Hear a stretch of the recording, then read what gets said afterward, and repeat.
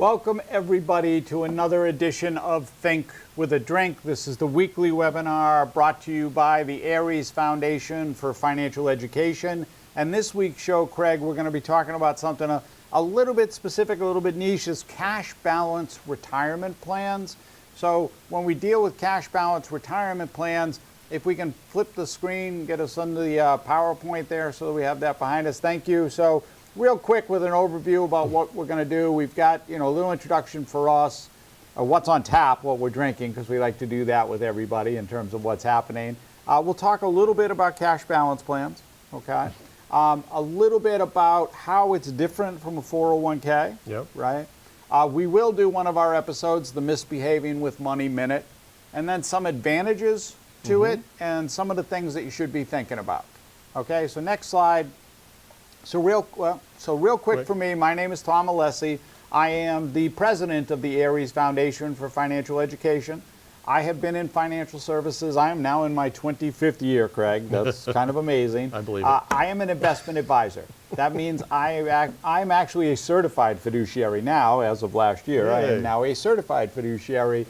Means I act in the best interest whenever giving any guidance or advice to any of my clients. I want to bring my Vice President, Craig, if you can introduce yourself. Sure, I'm certified, a bull, but not certified.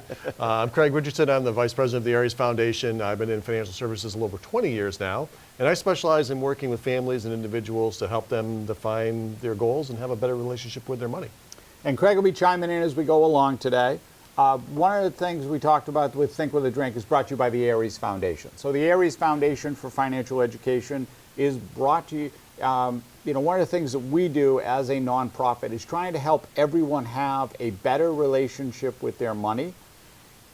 You can visit us on the web. It's ariesfoundation.org. Go through some of the things we do. Look at us. If you pull up the next slide for us, that next slide has the contact one before.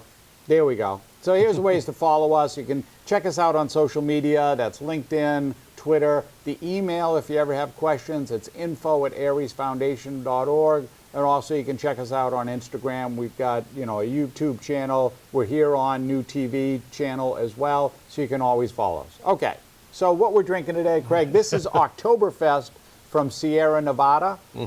Oktoberfest, so the thing that comes to mind with these, malty, caramel, what's the first thing that you think of with Oktoberfest? Well, fall. Well, fall, but sausage and pretzels right. and that type of thing. So if we're talking about food pairing. Lederhosen. I'm not pairing that with this, okay. but schnitzel, how's Schnitzel, that? there you Schnitzel, go. there we go. I'll pull that one out. And sauerkraut, those type of things. Meats on the grill. That's what you're trying to think about with this. So, skål. Skål. So next slide, the cash balance, right? So when we look at cash balance plans, right? So what's the difference here, right? So a cash balance plan is not a 401k retirement plan. Right, so a 401k, just to sort of, do it out real quick, high level for everybody in the audience, you have two types of retirement plans. We have defined contribution and defined benefit. Correct. Defined contribution, everybody would think of this now as 401k. Okay, it's kind of become like, a tissue is Kleenex and, my New England accent, soda is a Coke type of thing, where retirement plans are 401ks. Okay. All right, so a defined contribution just means me as the employee is taking all of the risk. It's all on me. Oh, good, because you were confusing me for a second. Okay. I don't know what Coke and tissue had to do with anything, but... Well, it's just, when you think of it, there's all different types of retirement plans out there that an employee can contribute to, but what everybody thinks about when they think about employees making a contribution, right. 401k comes to mind. So the difference between defined and contribution is whose the responsibility's on. Whose the responsibility? So a defined benefit plan is a pension plan. This is, the employer is now on the hook for this. Right. I've got, as the employer, have to make this contribution. And what's happened in the world is that these are very, very few, except for like municipalities, government employees, that type of thing. So we're talking about old school pensions is what you're talking about. Old school pensions, Yeah, right? okay, So there's yeah. the difference. So that's what it is. So if you can bring that slide back up for a second, just so we have it in the back there, thank you, right? It really is the fact that these are all on the responsibility of your employer when we're talking about a pension plan. So next slide.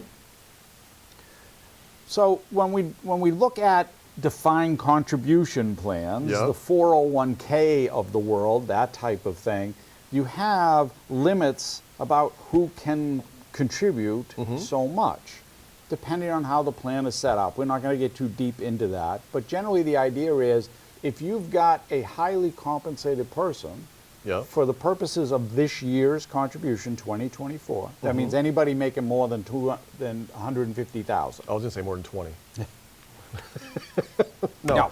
Oh, okay. 150. All right. Anybody making more than 150,000 is considered highly compensated. Okay. What happens with the highly compensated folks is it's basically a little formula that exists, but a way to think of it is highly compensated on one side, everybody else on the other side.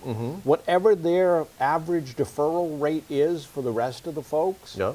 figure you can do as highly compensated approximately 2% more. So if their average is 3, you could do 5. Oh, okay. Okay? Okay.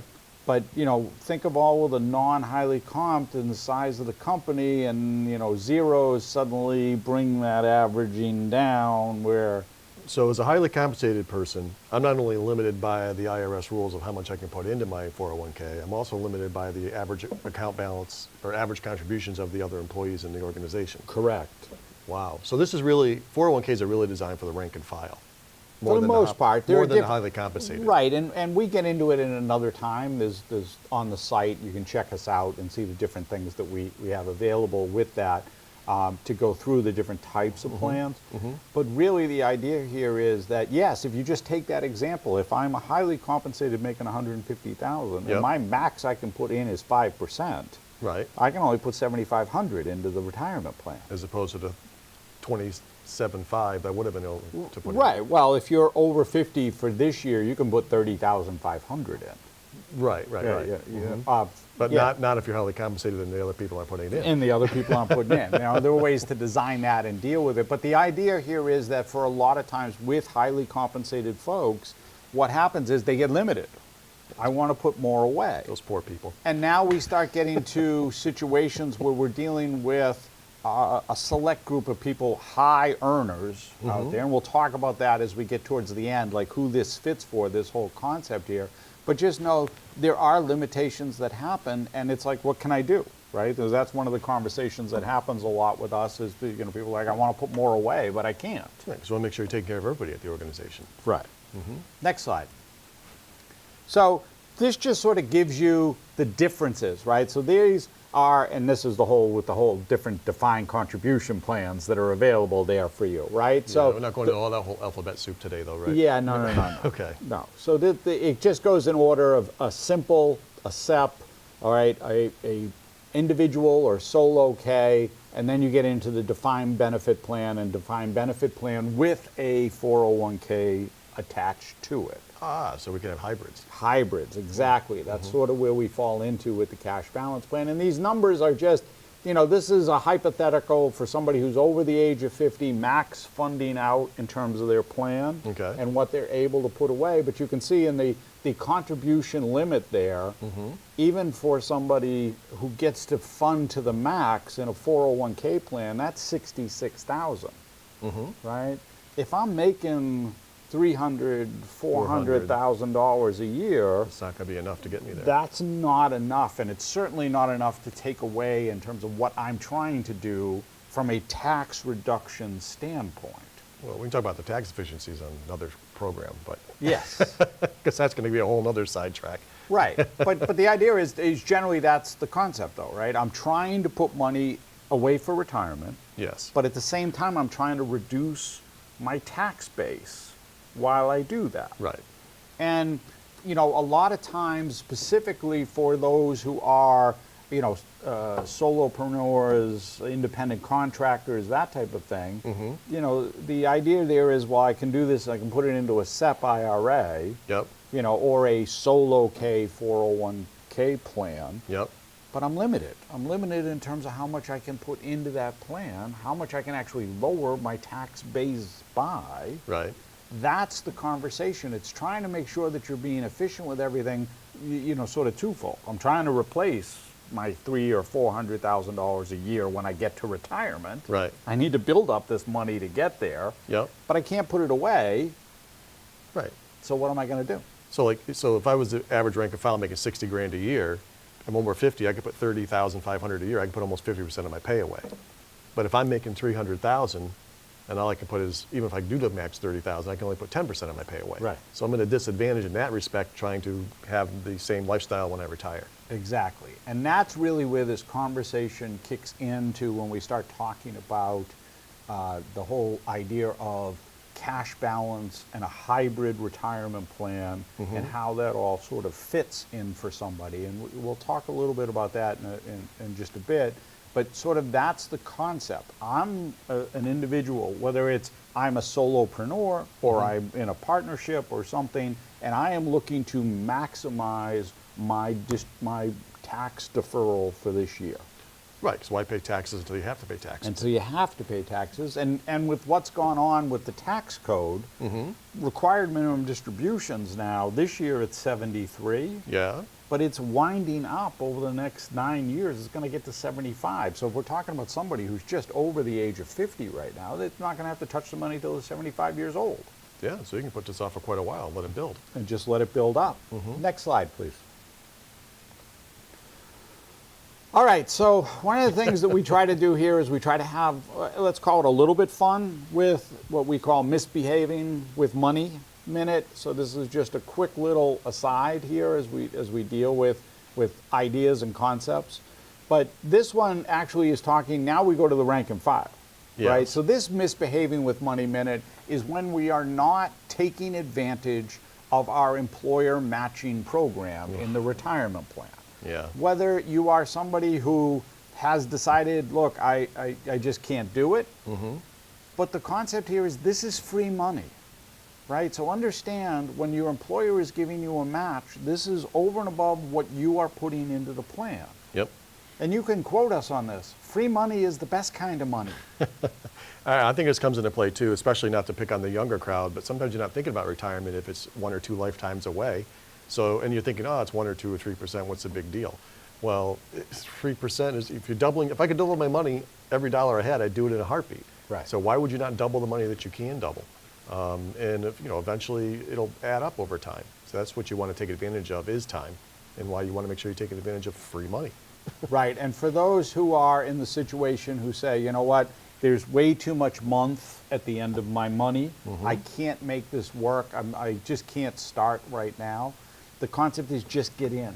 Even if you're only doing 1%, at least 1% you're getting matched on something. And if, like Craig said, it's like 100% to the first 3 or some number like that, that's you're doubling. Your 1% becomes 2 in that scenario. Right. So take advantage of the match. If you are struggling or not sure, that's why we're here. That's, at the end we'll give you how to contact us, but reach out to us. That's what we do. We have these conversations with people every day about how to be better with their money, how to get more money at the end of my month instead of the other way around. Absolutely. And especially if you're in this situation and you're trying and not taking advantage of what becomes free money, now's the time to do it. Absolutely. No time like now. No time like the present. Next slide. Do you have a present for me? No, I don't have a present. Oh, so okay. Hopefully this works. I don't know what this is going to look like. All right, advantages of cash balance pension plan. If you can hit the button, it'll just bring them all up. All right. So the first one is maximum tax deduction. So here's the thing, like we gave you the details on what somebody could max out with their plan when they're doing it. The numbers, again, in a 401k, that's 66,000. This year in a cash balance retirement plan, it's 285,000. Wow. Yes.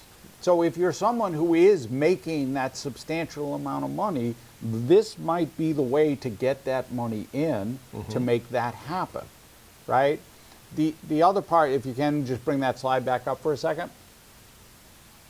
Right, so here's the thing with the payroll tax portion of this, right? So the big myth with 401ks is that they're pre-tax, right? Everything is pre-tax when it happens. Like, that's true as far as your state, that's true as far as your federal taxes. Right. However, and we have done this, and you can look it up on the website and check us out, we have this whole thing on who's FICA, right? FICA. Why is he getting my money? Why is he getting my money? Payroll taxes. That's Social Security and Medicare tax, which you as an employee are paying 1/2 of, Right. 7.62%. But if you are a independent contractor, solopreneur, a business owner, you are paying both sides, 15.3%. That's money. Any money that goes into a defined contribution plan is paying that payroll tax. Right. You're never going to get that back. Well, you will when you do your benefits, but let's face it, where Social Security is going to be 20 years from now, who knows? That's another show, but that's something else you can check out. But if the money's going into a pension or a employer contribution, there is no payroll tax. Wow, so you're saving 15% right off the top, not talking about the tax deferral. 15% right off the top. The other one on there, another advantage is about trying to, recruit, retain, reward employees. Pensions are plans that are meant for the future. These are not like 401ks that you can just take them where, okay, I worked here for a year and a half, I'm just going to take my money with me and go. Right? These are meant like you're going to be in this for the long haul because there's a reward at the end. Yep. You're going to get this benefit. That's what the old pension plans used to do, like that old lock, stock, and barrel pension plan. I'm going to work for the company for 40 years and then I'm going to get my gold watch and my pension. Because cash balance plans are technically funded by the owners of the company, is that correct? They are funded by the company. By the company, right. Right. Okay. So that's how that works. And that's where the why- benefit comes from if you retain somebody. If you retain somebody, because the money is being funded in by the employer, by the company, on your behalf as an employee, should you choose to do that. Now, a lot of times these get set up differently, but we'll talk about that. Okay, so Yeah. it's another thought in my head, that's all. And then the other is because there is a benefit for succession planning. Like for a lot of business owners, that's something down the line. I'm thinking about, okay, how am I going to get out? Well, now we've got this plan in place that has this chunk of money in it, and then that becomes on the balance sheet of the company. And that's something that can be used when you think about, all right, what is my company worth? And not your position, but if you funded it for your employees, then you wind up in the situation of, I've got all of this benefit. Now this is actually a bottom line. So if one of your employees wanted to take over an existing organization, that gives them some leverage because they've built that, and you've actually, as the employer, put that aside for them. Right, but it's also an asset. Yeah, It's right. an asset to the plan. Yeah. So yeah, you win on both sides when you're dealing with that. So, so again, thinking about that from, I can maximize the money I put away. I can avoid FICA, I can avoid the payroll Gone tax, altogether. right? So I got 15% that's in my pocket that I can save. If I have employees, I can use this as a way to sort of, dangle the carrot for them in terms of going through it. And there are some succession planning benefits to it. So the cash balance plan, again, there's a lot of things that you can do. Pension plans, these are a little different. Again, a cash balance plan, more of a hybrid model. So it's sort of an in-between the 401k and that defined benefit thing. Okay. All right. Next slide. All right, so who is right for this type of plan? So not everybody, like Craig already said, like the general rank and file, somebody making 50, 60,000, is not right for you. It's not going to be a fit, just that's the nature of who it is.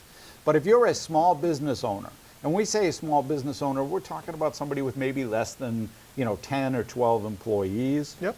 You're making the bulk of the money from the business, and your employees, they benefit, they get some, they're making money, but most of it is to you, to the company. Yeah.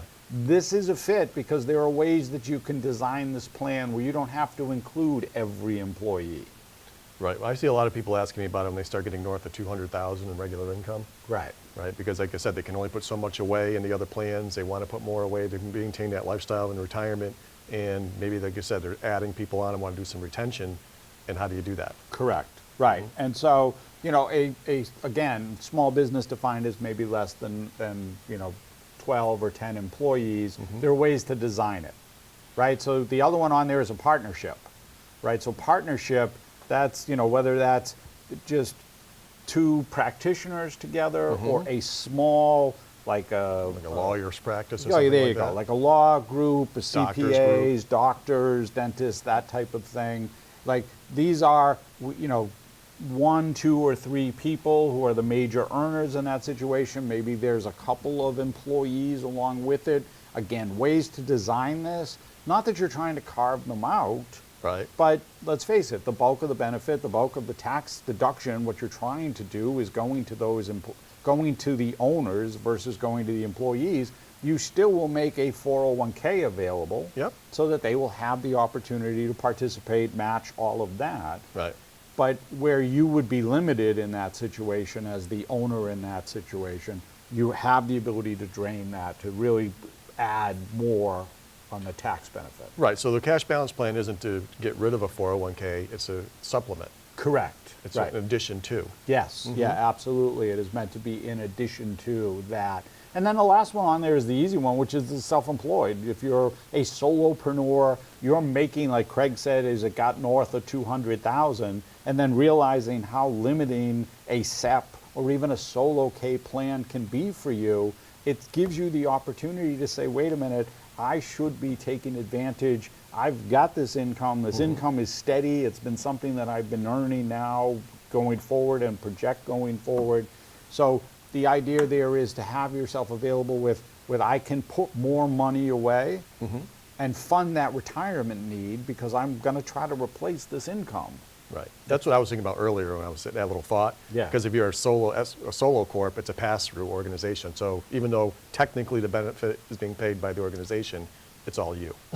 So. Right, exactly.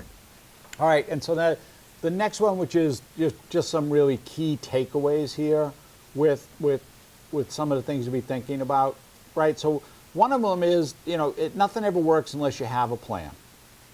So we're always going to talk to you about having a plan, putting a plan together. The second one is knowing your income, right? So a lot of times we talk to, let's call them solopreneurs, self-employed, 1099, independent contractors, for lack of better, terminology there. But it's last year was up, this year is down, last year was up, this year is down. Not necessarily a fit Right. for the type of person that is going to benefit from this, because you really need that sort of steady stream of income Right. when you come into it, right? You can bring the slide up again just for me real quick, right? And then the other is knowing your tax bracket, right? Because if I'm able to take a lot of deductions and bring myself way down, Right. do I really need to be plowing all this money in? Maybe I could find someplace else that I could put it into Right. and do other things with my money that instead of trying to push it all into a retirement plan. Right. Yeah. These are all good problems. I call these good problems, right? Good You should- problems. Well, because let's face it, anybody can go and set up a SEP or a simple. It's pretty simple to set those up. When you start doing a cash balance plan, there's a lot more moving parts, and you can't just monitor that yourself. You have to actually have an actuary who's knowing what you can put into those plans each month or each year. So, and once again, you also want to make sure, am I getting the best tax advantage for myself down the road, right? Right. So this is where you really want to have someone who knows how to plan these things out, who can look at the whole picture and put those pieces together for you. Yeah, and I think one of the biggest things with that is knowing what the end goal is. Oh, absolutely. What do I want to get to? What do I want to accomplish? How much do I want to have at the end? Because that's really what this is all about. That's where the cash balance comes in. I'm able to say I need $2 million in retirement. Like, I can't get there if I'm only contributing what's in the 401k limit. Well, that's the issue too with a lot of sole proprietors, small partnerships, is they're so engaged in the day-to-day, they don't think about the end game. They don't Right. think about the exit strategy, right? And so this is really about giving some more thought to exit strategy and how that's going to be the most efficient way of Right. either transferring to business or retiring. Yeah, and then you want to make sure any plan, it really doesn't work unless you implement, and of course, review. Absolutely. So one of the nice things when we talk about cash balance plans and contribution levels is they're generally done so that you can have a little bit of wiggle room, right? So let's say the target was I wanted to put 120,000 away on an annual basis. Well, I might have the ability to do like 90 or 100 in Yep. 1 year, but up to like 160, 170 in a year, depending, right? I mean, if I had a great year and I want to dump a little more I in. want to add a little bit more, and does that affect me down the line type of thing? But you have the ability and the flexibility to sort of maneuver those and say, wait, I can make changes here. Yeah. So just want to make sure when you build a plan, it is working around your business model, your cash flow situation, and what's going to be best for you with the outcome. Right. And so that if you give me the next slide, this should be the call to action for us, which is just how to get in touch. So one of the things you can do is, that QR code, stop whatever you're watching and just shoot the QR code. That'll open up our calendar. You can schedule a time to meet with us. Whatever is easy for you, it'll just open it up. You pick the day, you pick the time. I mean, you can always go to the website. You can always contact us that way. But the adage there is that whatever your plan is, whatever you have set up, you can't get a second opinion from the person who set it up. That's true. I can give you two opinions. Well, you can, but I mean, that's like going to your doctor and asking them to change the opinion you just gave you. It doesn't work that way. You got to go to another doctor. You got to go to somebody else in terms of doing that. So there is that sort of adage of, wait, I want to make sure. So if you can pull that slide up just to make sure that the QR code is there, just in case for any folks, again, you didn't get a chance. Oh, you can always rewind it. I sort of forgot about that, but yeah. And you don't know what you don't know. So Right. It's always good to talk to somebody and make sure you do know what you know. And then the last slide, if you would, is just, again, the other ways that you can contact us. So again, the ARIESfoundation.org. You can /contact. There's a contact page on there that you can just fill out your information. One of us will get back to you. That schedule link is exactly what pops up in the QR code from the previous one. You can email us. That's info@ariesfoundation.org. Or you can always follow us on any of the social medias. You can like us, give us a like, a thumbs up, or whatever the case may be. We are always very happy for anybody to like, follow, or whatever they're supposed to do. I like it when people like me. That's always a good end of it. But yeah, if you ever have any questions on this, anything that you're trying to deal with, again, a lot of times it's trying to make sure that you're being fundamentally sound, having a good relationship with your money, being careful with your money. Just reach out to us. That's why we're here. And we want to say, thanks and have a great evening.